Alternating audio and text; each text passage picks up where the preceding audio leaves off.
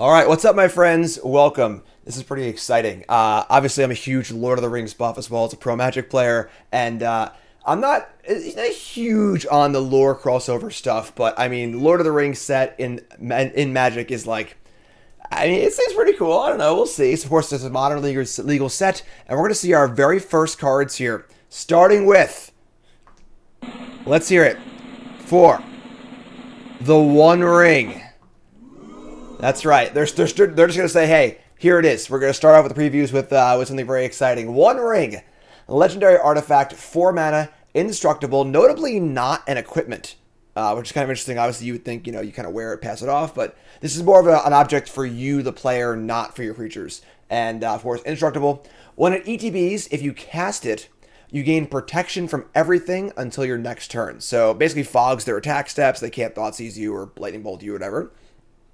Beginning of your upkeep, you lose 1 life for each burden counter on the One Ring, and you can tap to put a burden counter on the One Ring, and then draw a card for each burden counter on the One Ring. So we have sort of like a Janelmain, whatever, tomb, kind of personal Howling Mine kind of thing here. Pretty cool, honestly. As far as playability goes, this is a pretty cool card. It's 4 mana, draw 2 cards rest of the game, and the important thing about this card is that cards that don't affect the board in modern day Magic, tapping 4 mana for them is pretty tough. You tap out for this 4 mana enchantment, or this 4 mana card draw spell, and your opponent just beats the crap out of you because you're not playing a blocker or whatever, or killing things. And this sort of solves that problem by protecting you, which is kind of cool. Obviously kind of a cool flavor. You put it on, you're protected. I feel like this is like a B minus, B plus design. It does feel a little weird not to be an equipment, because obviously we're going to have a Frodo card, I assume, and a Bilbo card and stuff like that. And I feel like it only protects you for 1 turn, and then drawing cards is like, I feel like the ring is not meant to give you knowledge. It kind of like protects you and then corrupts you a little bit. I don't know. It's pretty cool though. Pretty powerful card. Art's really cool. And it's going to be interesting trying to parse like how do these cards meet our expectations, because these are like, just famous pieces of lore and stuff for people who love Lord of the Rings. So we'll see. And it's funny, I didn't experience this for the D&D set. I didn't experience this for whatever other, the Transformers set or whatever. I don't know anything about those. So for me, the Tarrasque or whatever was like, all right, whatever, it's a big idiot, who cares? But this one's like, it's got to work for me, but pretty good. I'll say I give it a B. Up next is Gandalf the Gray, a blue-red 5 mana avatar wizard. Why is it an avatar? A 3/4. Whenever you cast an instant or sorcery spell, choose one that has not been chosen. Which is kind of a weird templating for a paper card. You may tap or untap target permanents, deal 3 damage to each opponent, copy target instant or sorcery spell. You may choose new targets or put it on top of its library. So you can go there and then come back later. This one kind of misses for me a little bit. I don't really feel Gandalf out of this card. I do think the coloring, well, obviously blue and red looks weird on Gandalf the Gray. I think it kind of makes sense. He's a wizard, so he's blue, but he can be kind of like eccentric and chaotic, so that kind of makes sense. But the ability is a 3/4 for 5. It can't really protect itself or do anything until you like untap with it or play it with more mana open.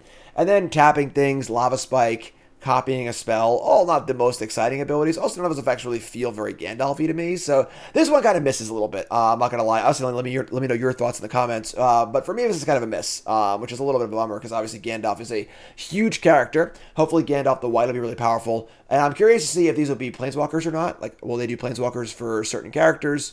Gandalf feels like a card powerful enough for Planeswalker, maybe, but I don't know. We'll see. But a bit of a miss here. And we do have the art treatment here. I'm not a big alternate art kind of guy, but that looks pretty cool, honestly. I think this is it's subtle enough where it's not like making me want to stab my eyes out, like the triomes do, or like some of the weird alternate arts, or like their secret layers. It's aesthetically pleasing enough where I don't mind it that much. And honestly, the art there is actually phenomenal. It's a really, really nice piece of art. So pretty cool overall if you're a fan of the alternate art stuff. And then the big one here, as with every set, it feels like the big one is the lands, right? What are the lands going to look like? And I gotta say, those are pretty cool. Using the art of Middle Earth, the map, we see the plains here is the Shire, Hobbiton, the country, Willow Bottom, and so on and so forth, Bywater. The island is the sea and the Great Haven. It looks like there's a Great Haven in there. Where's the Great Haven? Grey Havens. There we go. You see the Shire off to the. It's weird that the Shire is like this is like a zoomed in portion of this map, but whatever, because the Shire's at its top right there. But and we got the swamp of Mordor, the land of Mordor, the fires of Mount Doom, Barad-dûr, and the Black Gate. Kind of cool. We got the mountain being the White Mountains, Rohan, Fangorn Forest, Gondor, I'm surprised the Lonely Mountain. I guess it is like Lord of the Rings, not The Hobbit, but Minas Tirith is a big map here. There's a lot of important things on this map. And the forest is Mirkwood Forest. Mirkwood and the Misty Mountains. It's funny how the Misty Mountains are like half of the forest with Mirkwood and stuff, but pretty cool. My only complaint here is that the colors on the map are kind of washed out. I know it's supposed to be a map, but I feel like they could have like tinted it a little bit more and made the colors a little more apparent. The border on top helps a little bit, but we run into the problem of the black and white Innistrad lands a little bit here. They're a little hard to tell what they are, but looks pretty cool. So that's the first look, folks. Let me know what you think in the comments. The Lord of the Rings set is coming. It is a modern-only set, but will also be on MTG Arena. So it's going to be a big historic set as well, and I love historic, as you all know. So like, comment, subscribe. Let me know your thoughts, and this is a big one. I want to hear your thoughts in the comments, folks. Have a good one.